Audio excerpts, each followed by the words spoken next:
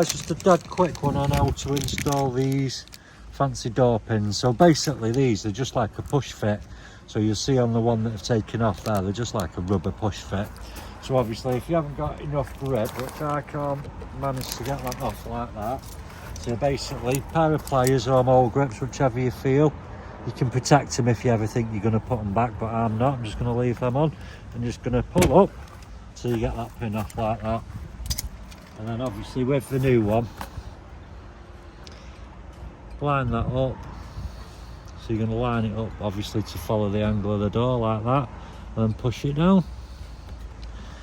And it's quite tight, so you've got to go nice and slow, and then once it's locked the door, just keep on pressing till you get it to there. And there you go, that's on. And then when it's up, down.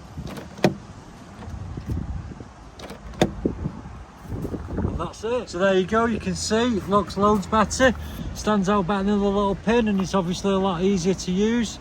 So we'll just check on there. And then we'll just check, lock, unlock, all good. You can get these on our website, www.kilochrome.com. Keep liking, subscribing, sharing, etc. Until the next time.